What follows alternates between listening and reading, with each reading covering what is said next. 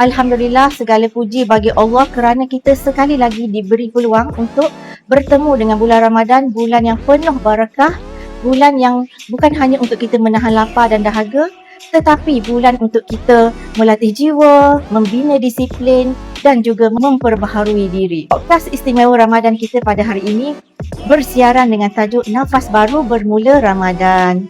Dan saya, hos anda, Haminah binti Noh, akan membincangkan topik pada hari ini bersama trainer-trainer kita yang cukup berpengalaman. Jadi, kepada penonton yang merokok tetapi mempunyai keinginan untuk berhenti merokok ataupun yang sedang bergelut untuk berhenti merokok, ayo kita sama-sama saksikan podcast istimewa Ramadan sebagai panduan untuk anda berhenti merokok. Terlebih dahulu, saya memperkenalkan para panel jemputan kita pada hari ini. Panel yang pertama, saya perkenalkan Dr. Syazana Akilah binti Datuk Zulkifli, merupakan seorang pakar perubatan keluarga dari Klinik Kesihatan Kijal. Selamat datang, Doktor. Okey. Dan panel kedua kita pada hari ini merupakan Cik Wan Ain Nadirah binti Wan Abdul Aziz, merupakan pegawai psikologi juga dari Pejabat Kesihatan Daerah Kemaman. Selamat datang saya ucapkan kepada kedua-dua panel kita pada hari ini ke podcast istimewa Ramadan. Ramadan adalah bulan latihan jiwa dan disiplin. Kita mampu untuk menahan diri dari makan. Seperti yang kita semua sedia maklum, Ramadan adalah bulan latihan jiwa dan disiplin.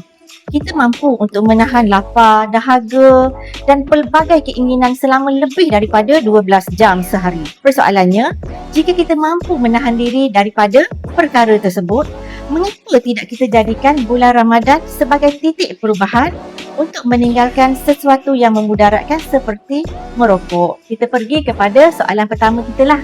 Okey, soalan ni saya nak tujukan kepada Dr. Syazana lah. Soalan pertama, saya nak tanya doktor, okey, dari segi klinikal lah doktor, mengapa bulan Ramadan ni sering dianggap masa yang sesuai untuk berhenti merokok?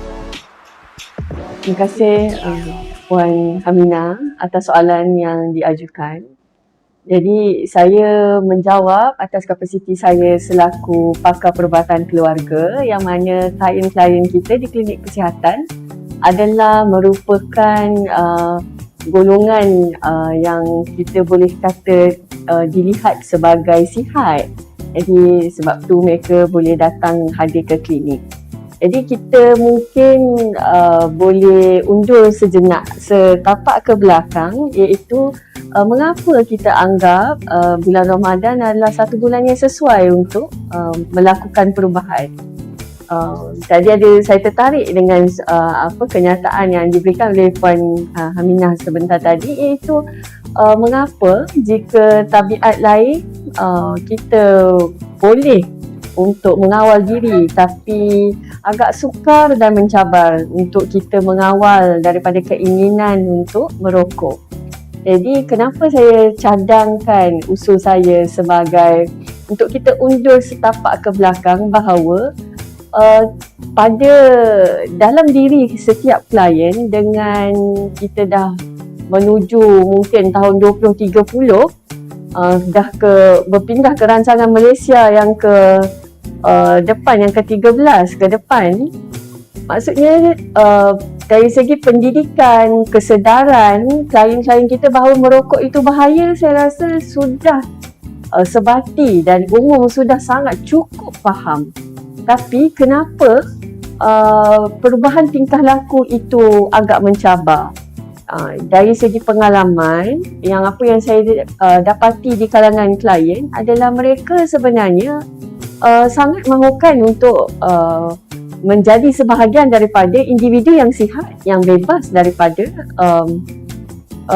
asap rokok sebenarnya. Bukan sahaja perokok itu sendiri, malahan ahli keluarga juga sebenarnya memberikan dorongan.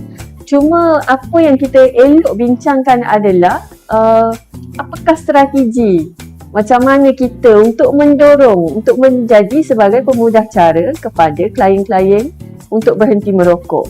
Dari segi perspektif rutin kehidupan, kita tahu saban tahun Ramadan akan menjelang.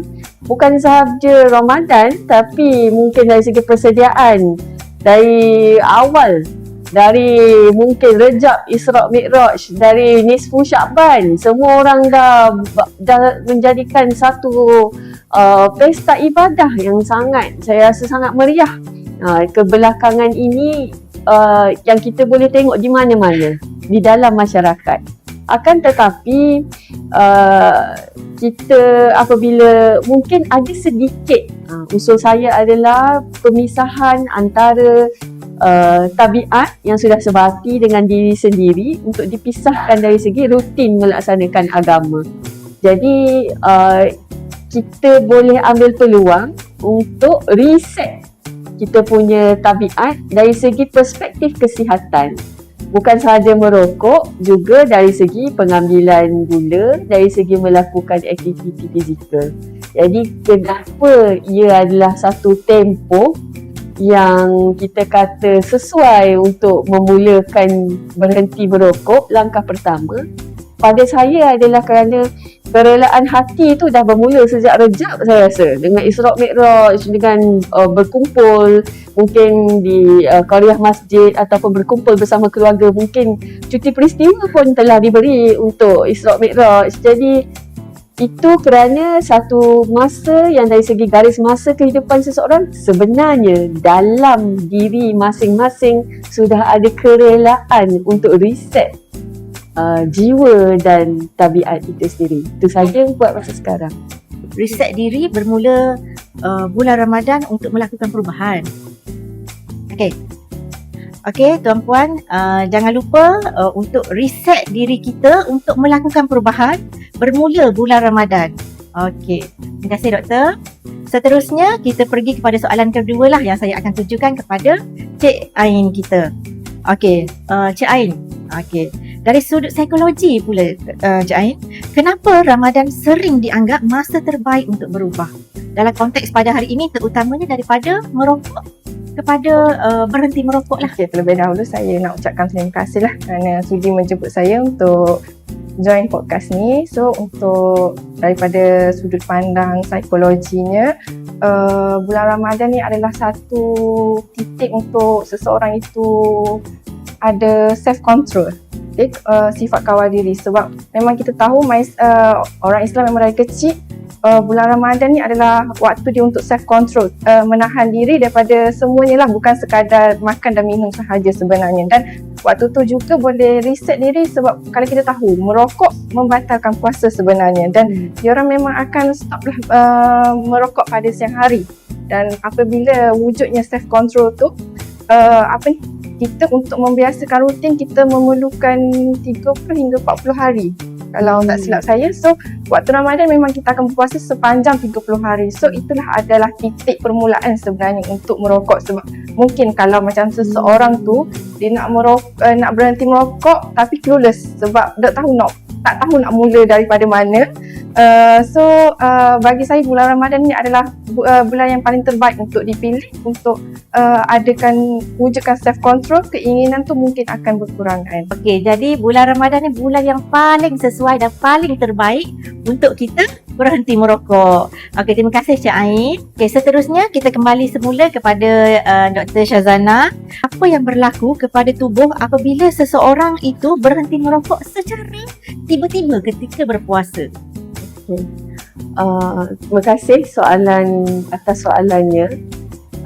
Sentiasa berlegar-legar saya rasa di dalam setiap perokok. Apa akan jadi pada saya kalau saya berhenti merokok?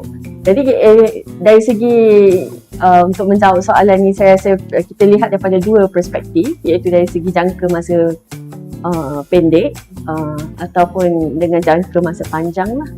Jadi mungkin ketika merokok, saya rasa saya hanya ulang siar apa pengalaman klien-klien merokok ketika sesi perkongsian di klinik berhenti merokok, yang mana dengan kerelaan, persediaan, Ramadan akan datang dengan kita boleh kata tidak berapa mencabar. Ialah satu tindakan refleks yang mana diorang rasa berhenti merokok adalah daripada imsak sehingga ke berbuka puasa. tidak ada apa-apa aduan ataupun komplain daripada mereka kerana atas dasar kesediaan. Jadi dalam kita nak menjawab, sebenarnya ada sahaja perasaan merasakan satu perubahan pada diri sendiri, itu dari segi fizikal. Mereka rasa untuk hari-hari yang tidak berpuasa, mungkin saya rasa soalan tu lebih perspektif yang lebih besar lah kita boleh bincang, ialah mereka akan rasa pening. Mungkin dalam 20 saat pertama sebenarnya ada kebaikannya, iaitu nadi terus akan berada di tahap yang tenang. Tekanan darah akan ikut sama tenang. Ia hanyalah di mana satu benda yang mungkin berlaku dalam keadaan yang tidak sedar. Akan tetapi apabila di dalam kita memperpanjangkan proses untuk tidak merasakan mendapatkan dos nikotin itu, jadi mungkinlah kita akan lihat daripada perspektif yang negatif, akan pening. Sesuatu yang sudah, kalau dalam bahasa Inggerisnya kita kata sesuatu yang stereotype, klise. Skeptikalnya adalah akan pening, menggigil, tidak dapat bertenang. Tetapi dari sudut pandang yang positifnya adalah sebenarnya nadi jantung sedang mengubah rentaknya, caranya bergerak ke arah yang lebih baik. Jadi kita kena ada satu kacamata untuk melihat apa yang akan berlaku kepada saya jika saya berhenti merokok. Ketidakyakinan itu hanya berlaku pada hari-hari yang bukan bulan Ramadan, hari yang bukan berpuasa wajib, hari yang berpuasa sunat. Hari biasa, perspektif kacamata sudah berubah. Tapi pada hari yang berpuasa yang biasa, apa yang berlaku adalah mungkin saya boleh jawab 99% akan berkata, so ini perkara enteng, senang sajalah kalau Piramli cakap. Jadi macam terlalu mudah.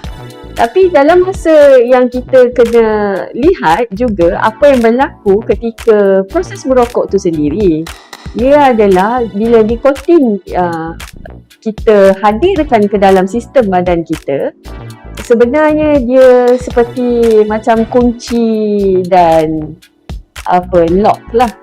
So nikotin tu akan pergi kepada satu reseptor yang akan apabila ada locknya, kunci tu masuk, apa yang terbuka adalah the feel good hormone, rasa sangat indah, iaitu bernama dopamin. Jadi mungkin untuk tempoh masa sekejap ia adalah satu perkara yang mudah. Bila kegalauan akan berlaku apabila dibolehkan untuk berbuka puasa. Jadi rasa kerinduan untuk mendapatkan rasa dopamin itu, nikotin itu akan hadir kembali. Jadi ada sedikit dari segi, pada pendapat saya, prinsip yang kena pegang adalah dari segi kacamata, pilihan untuk melihat apa yang akan berlaku kepada saya kalau saya berhenti merokok dalam masa mungkin sehari dua. Tepuk dada, tanya selera. Okey, dapat kita simpulkanlah tadi daripada penjelasan yang diberikan oleh doktor bahawa dalam masa 20 minit pertama pun seseorang boleh merasai perubahan yang positif apabila berhenti merokok. So, jangan bimbang, boleh berhenti merokok, tiada kemudaratan. Cik Ain, okey. Mengapa sesetengah orang ni bersemangat di awal Ramadan tapi hilang momentum di pertengahan bulan? Boleh Cik Ain jelaskan dengan lebih lanjut? Okay, so kebiasaannya memang kita kalau nak memulakan sesuatu memang akan bersemangat. Tapi dalam masa journey tu mungkin ada naik turun. So benda tu adalah normal. Tetapi ia bergantung kepada kita punya kekuatan akhlak. Macam mana kekuatan kita untuk meneruskan. Dan bagi saya motivasi memang turun naik, tapi kita kena komitmen tu yang penting. Jangan menurun. Mendata tak apa, tapi jangan menurun dan seharusnya menaiklah komitmen tu. So macam mana untuk kita sentiasa kekalkan tu, tak boleh set dalam diri, dalam kepala kita, memang kita kena kekalkan. So embrace your perasaan kita valid untuk rasa rindu apa semua, tapi untuk kembali balik tu cuba lawan. Macam tu lah. Boleh Cik Ain kongsikan juga teknik psikologi yang boleh membantu seseorang konsisten dengan azam Ramadan untuk berhenti merokok. Okey, teknik psikologi yang boleh kita buat, sebenarnya dia bukan satu sahaja teknik. Dia kita ambil yang ni sikit, yang tu sikit dan yang ni sikit. So antara teknik yang biasa digunakan lah, macam kita akan rujuk kepada modul kaunseling penyalahgunaan bahan lah, dan merokok tu adalah salah satu penyalahgunaan bahan juga, bukan terhad kepada arak ataupun dadah sahaja. Dan teknik yang biasa digunakan adalah motivational interviewing, kita ringkaskan kepada MI, dan CBT, cognitive behaviour therapy, dan yang ketiga adalah theoretical model. Ya, kita gabungkan tiga-tiga tu untuk membuatlah kemenjadian teknik berhenti merokok tu, untuk klien dapat sepenuhnya lah berhenti dan tiada relapse ataupun kena ulang balik dan seterusnya. Jadi Cik Ain, kita ada 3 teknik lah yang kita boleh gunakan untuk membantu seseorang konsisten dengan azam untuk berhenti merokok. Antaranya MR, CBT dan juga theoretical model. Okey, terima kasih Cik Ain. Seterusnya Doktor, soalan seterusnya, bagaimana puasa ni boleh membantu mengawal ketagihan nikotin yang biasanya berkait dengan rutin harian kita seperti selepas makan? Selepas makan rasa nak merokok. Ini soalan daripada moderator dan juga soalan wajib ketika sesi kaunseling klinik berhenti merokok. Ini memang tak boleh tidak, mesti akan diajukan. Terima kasih kerana kita boleh berkongsi sekali dengan umum bahawa saya tertarik ingin saya bawakan satu buku yang saya baca tentang The Psychology of Money dan The Art of Spending Money. Mungkin pada kita contohnya, analoginya adalah duit ni adalah dari segi bentuk keuangan. Kenapa membeli? Kerana nak guna. Kerana membeli kerana nak mungkin untuk kita, pada orang yang untuk kita pakai, pada orang untuk beli untuk diperagakan.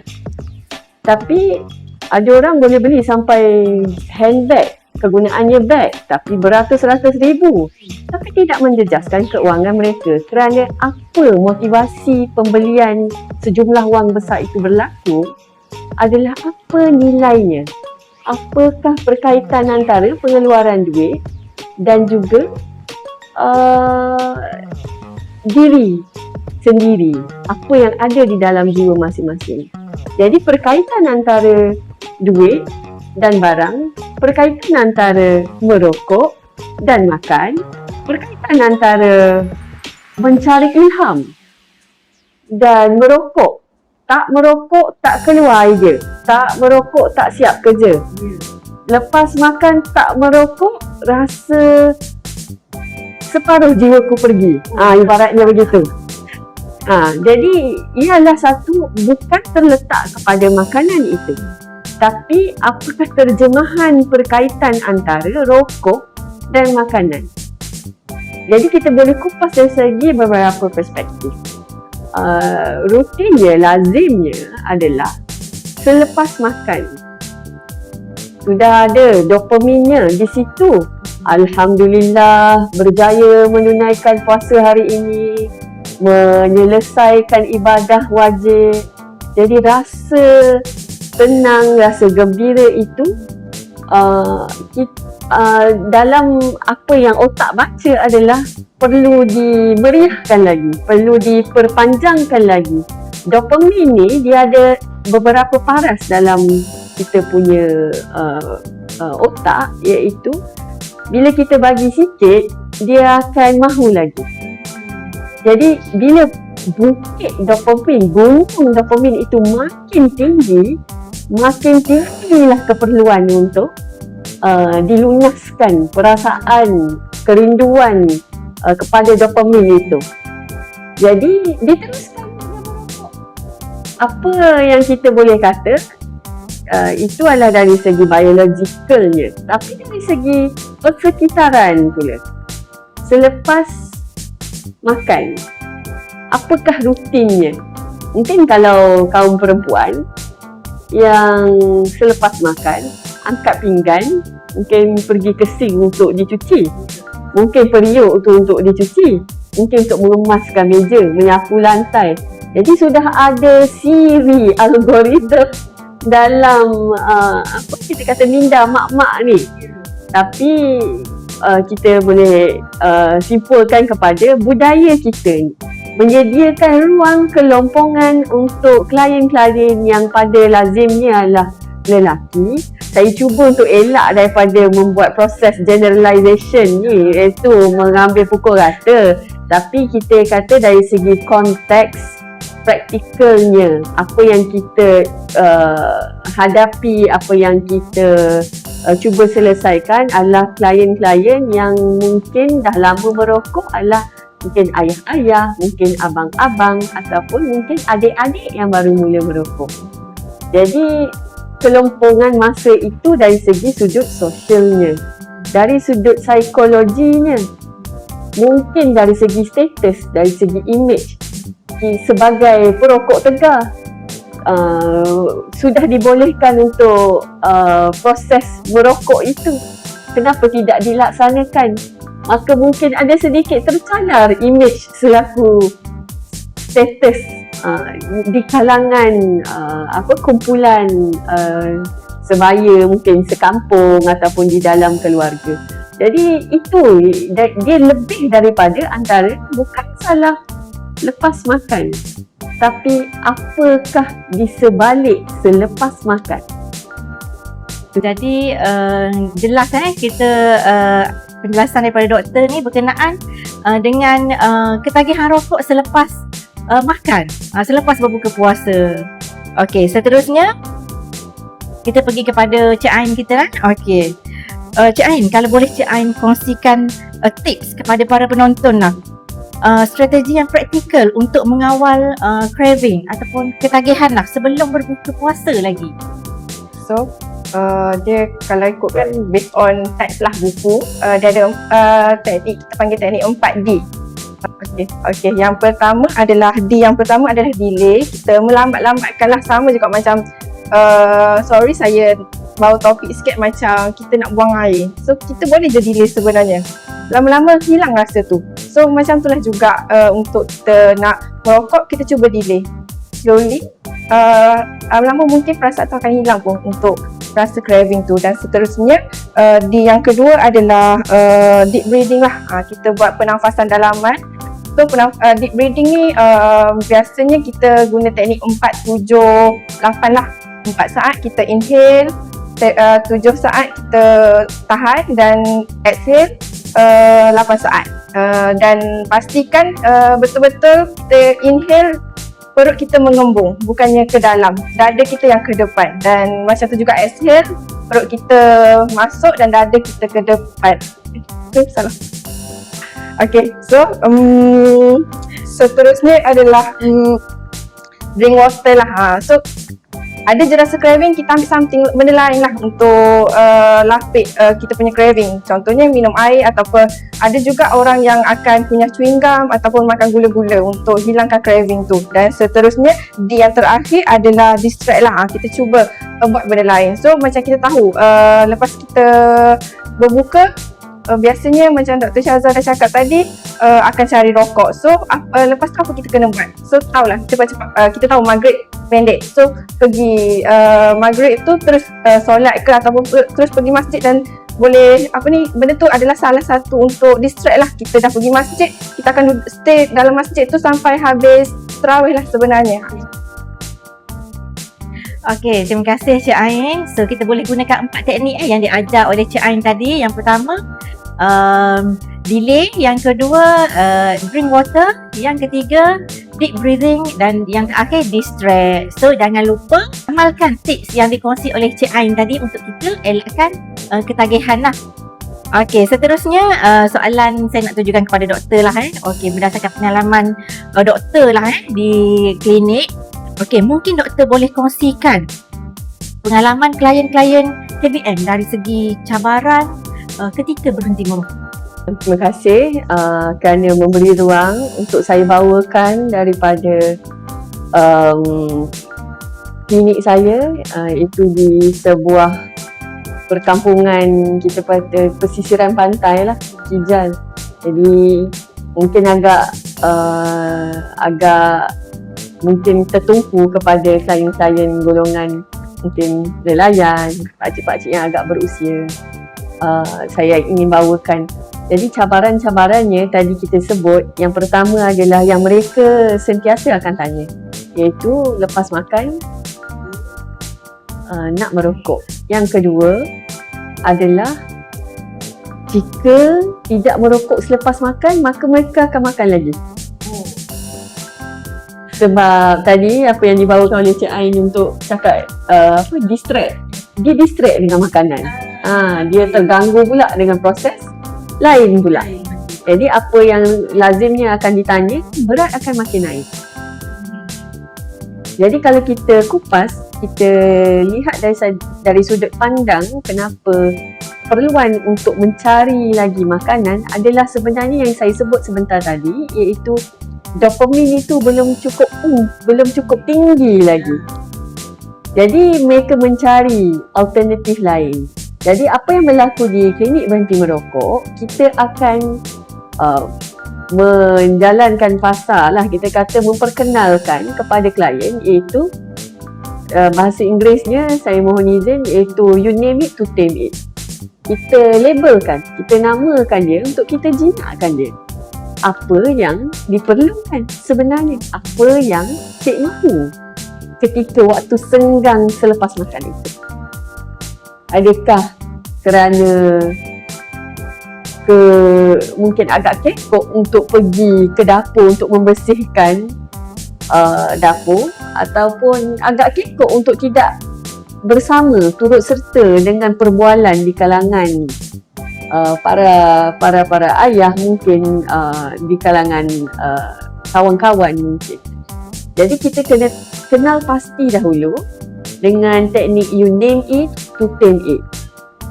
Jadi dalam cabaran itu, apabila kita kenal pasti, barulah kita boleh melaksanakan apakah cara untuk menghadapi cabaran, melawan. Sekiranya kita merasakan kita bukanlah seorang yang ekstrovert yang memang suka bersembang, bercakap, sembang-sembang rokok lah.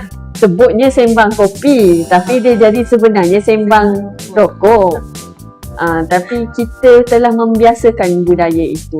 Kalau kita memang bukan seorang yang tidak suka bersembang, itu adalah satu bonus. Tapi jika perlu juga, apa yang perlu dilakukan adalah boleh bantu orang yang di sekitar kita untuk mengenali bahawa kita ni dalam proses fasa untuk berhenti merokok.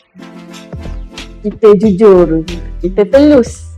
Maksudnya mungkin dah terlalu lama dengan tabiat ni. Ada motivasi masing-masing, mungkin dah terlalu lama, ada rasa sakit badan itu ini yang di mana telah mendapat kerap kali nasihat daripada doktor-doktor sebelum ini. Itu 3. Yang keempatnya adalah cabaran yang lain adalah berat badan naik. Dia macam satu cabaran membawa kepada cabaran lain, membawa kepada masalah yang lain. Sebenarnya jawapannya tetap satu. Kita kena kenal pasti dan cuba mengatasi. Jadi apabila berat badan naik, kita salahkan berhenti merokok yang pada cabaran pertama tadi. Sebenarnya dia hanyalah perkembangan kepada isu yang kita sedang bincangkan. Jadi kita boleh distract bukan dengan memilih dengan makanan. Mungkin kita boleh pilih dari bentuk untuk melakukan physical activity, pergerakan yang mencergaskan badan. Kita boleh, kalau orang tengah kata gonyuh puyuk siapa, kilap. Dia tak senang proses tu kan, dan dia akan membakar kalori terus selepas makan. Dan apabila kita melakukan aktiviti fizikal, perlu mungkin keluar, dopamin itu dapat diganti. Dopamin itu dapat diganti dengan aktiviti itu. Maka secara tidak langsung proses melambatkan yang Cik Ain maksudkan sebentar tadi itu delay, itu sekaligus berlaku. Jadi itu antara dari segi berat badan. Dari segi masalah mencari ilham kan, biasanya orang yang kerja dari segi klien saya yang dia kata saya ni memang lukis, maaf cakap lah, maksudnya yang melukis pelan ke ataupun buat construction ke kan, tak datang ni. Jadi tak datang ni macam mana doktor? Saya perlukan pada mereka ayat yang saya perlukan asap tu untuk keluar idea. Macam ada spark of idea, spark moment mungkin kita boleh maksudkan seperti itu. Jadi sebenarnya adalah kita kena faham apakah dari segi kita kata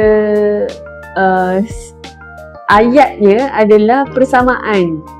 Dopamin itu dari mana? Daripada rokok mungkin, daripada exercise mungkin, daripada rasa makanan yang sedap mungkin, daripada tidur yang cukup mungkin, daripada berjumpa ahli keluarga ataupun kawan-kawan yang menenangkan, bukan kawan yang problem yang tu tak jadi dopamin, jadi benda lain lah pula.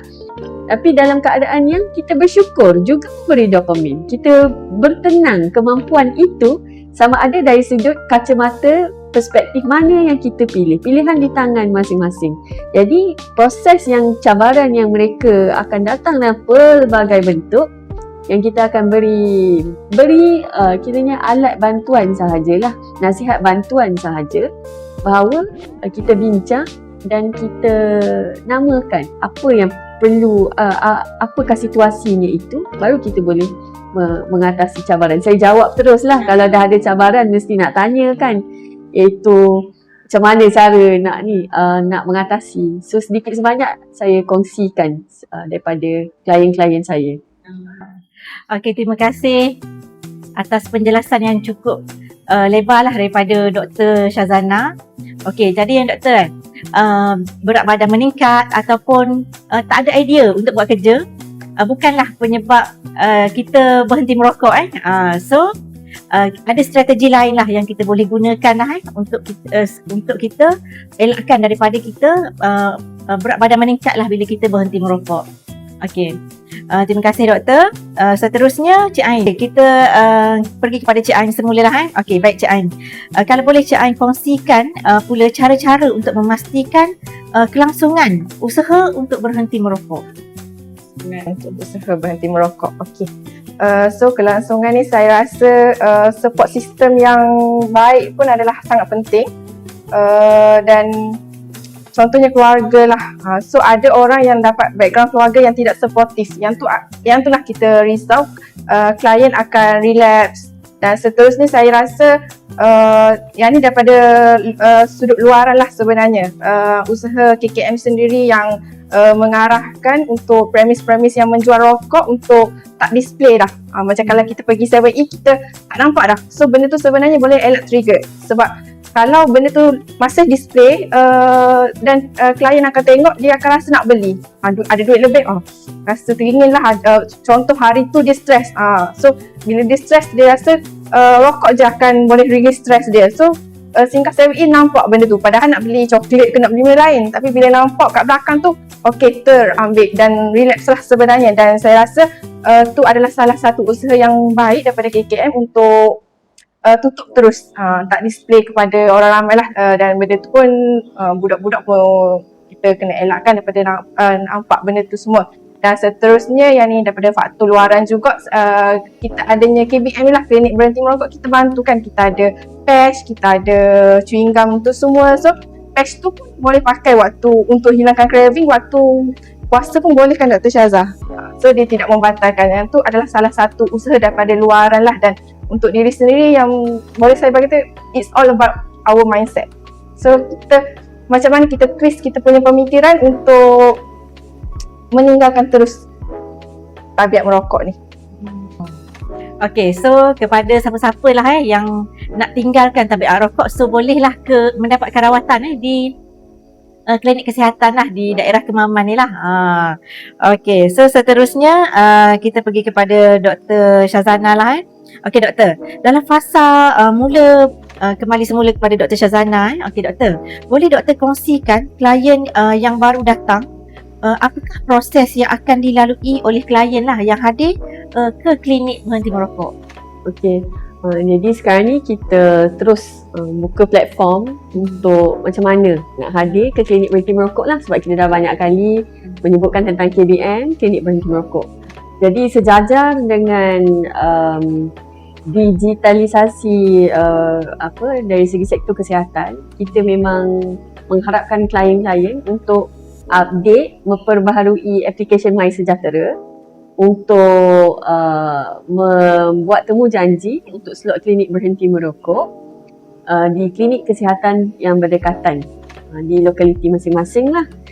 Sekiranya itu adalah satu cara yang kita mungkin tidak sesuai untuk pesakit klien-klien yang tertentu, jadi boleh juga datang untuk ke kaunter untuk bertanyakan lah tentang proses apabila bagaimana aturan di klinik lah.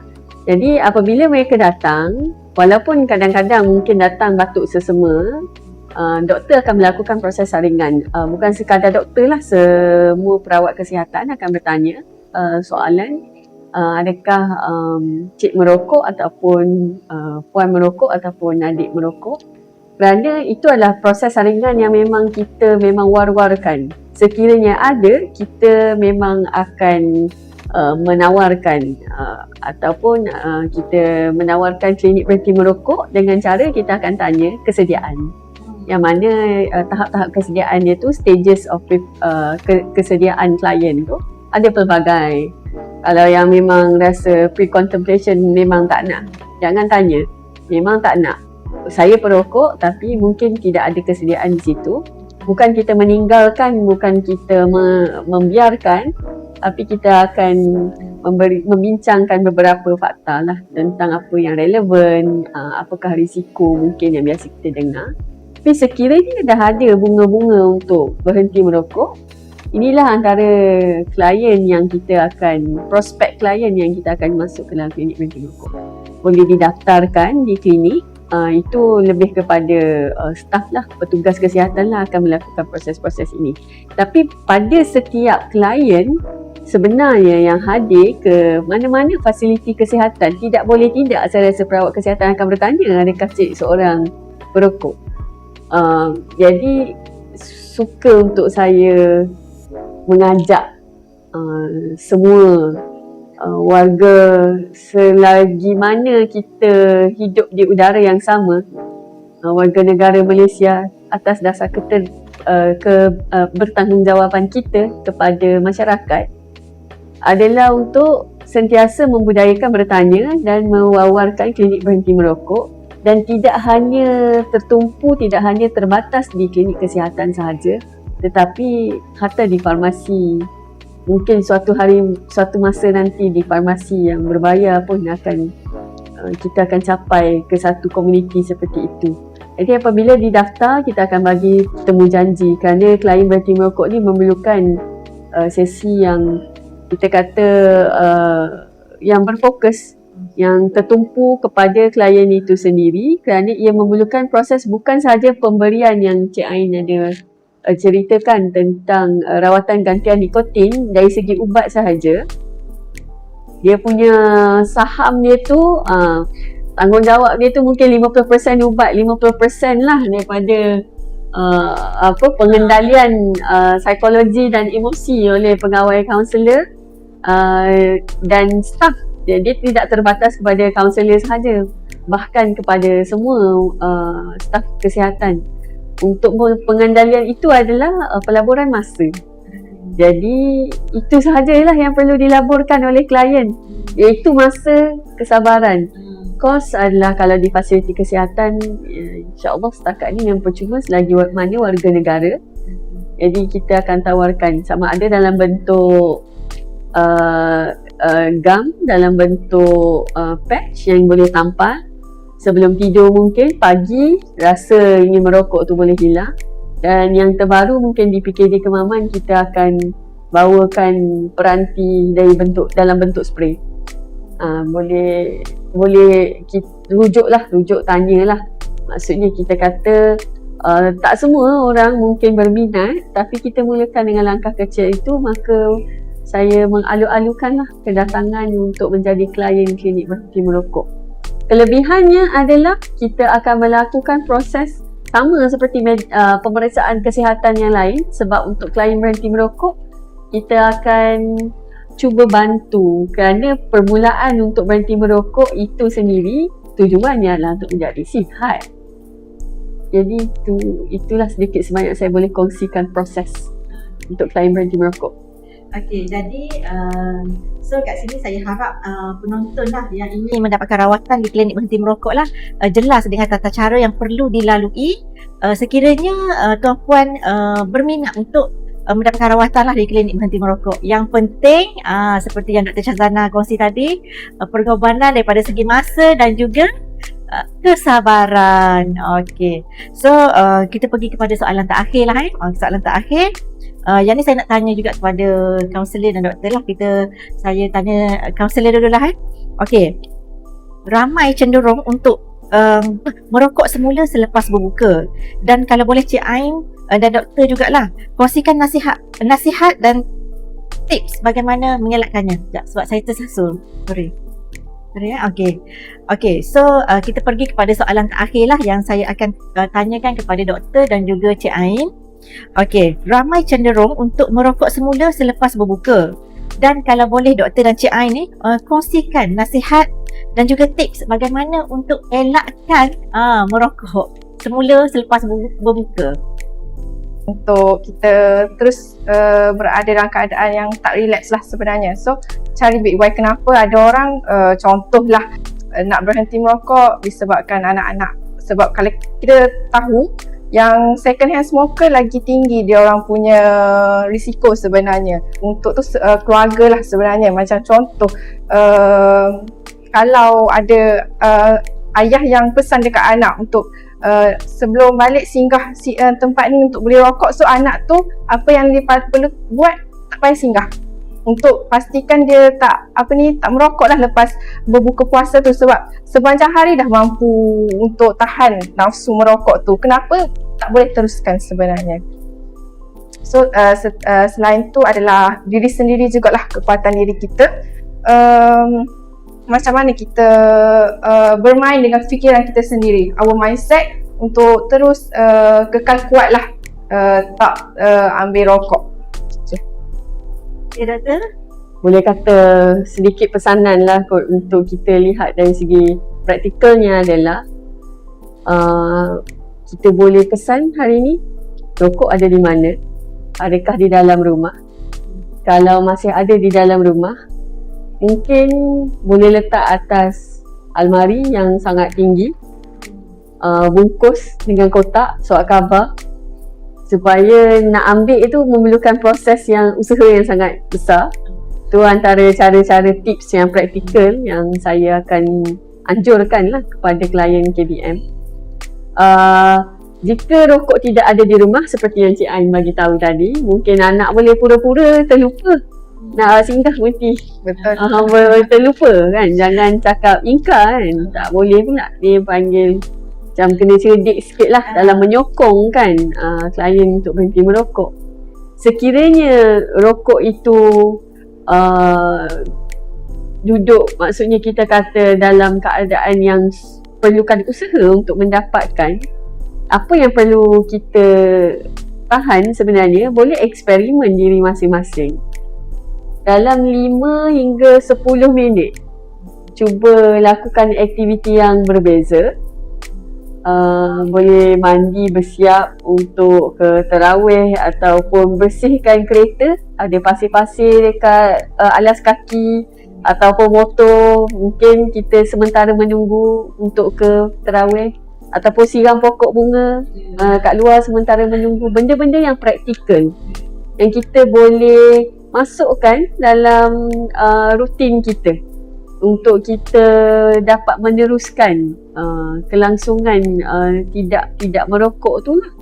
Jadi sekiranya memang tinggal di kawasan yang berdekatan, senang nak mendapatkan kedai sebenarnya untuk rokok. Dari segi aspek pihak berkuasa pun, penguatkuasaan memang kita ada buat tidak lagi mempamerkan rokok. Mungkin saya berharap satu hari nanti kita akan mampu buat plain packaging lah, kotak rokok yang tak ada apa-apa. Seperti yang dilaksanakan oleh pihak berkuasa di Australia, dia warna rokok pun tidak menarik, iaitu yang dia panggil sebagai the ugliest colour, iaitu dark olive rasanya warnanya. Jadi apa yang berlaku, rata-rata klien yang membeli, customer kata rokok kualiti kurang. Sudah ada rasa lainnya dengan psikologinya dengan melihat warna sahaja. So maksudnya kita kata kita kena bersama-sama, tidak boleh tidak menjadi tanggungjawab KBM sahaja, tidak menjadi tanggungjawab unit promosi kesihatan sahaja atau kaunselor sahaja, tetapi semua ahli masyarakat. Suatu hari nanti saya doakan di bulan Ramadan yang mulia ini dipermudahkan untuk menjadi sebuah masyarakat yang bebas asap rokok. Okay, baiklah Doktor dan juga Cik Ain. Nampaknya kita telah sampai ke penghujung podcast lah. Saya selaku host anda pada hari ini ingin mengucapkan ribuan terima kasih kepada Dr. Syazana dan juga Cik Ain atas perkongsian yang sangat menarik dan bermanfaat lah kepada para penonton. Okey, Ramadan bukan sahaja sekadar bulan ibadah, tetapi bulan perubahan. Jika kita mampu mengawal diri daripada makan dan minum, kita juga mampulah mengawal keinginan kita terhadap rokok. Berhenti merokok bukan hanya tentang diri sendiri, bukan tentang keluarga sahaja, tetapi tentang anak-anak kita, tentang masa depan kesihatan kita. Semoga Ramadan kali ini menjadi titik perubahan sebenar, nafas baru tanpa rokok. Selamat menyambut Ramadan dan semoga kita semua diberi kekuatan untuk berubah. Sekian, Assalamualaikum warahmatullahi wabarakatuh.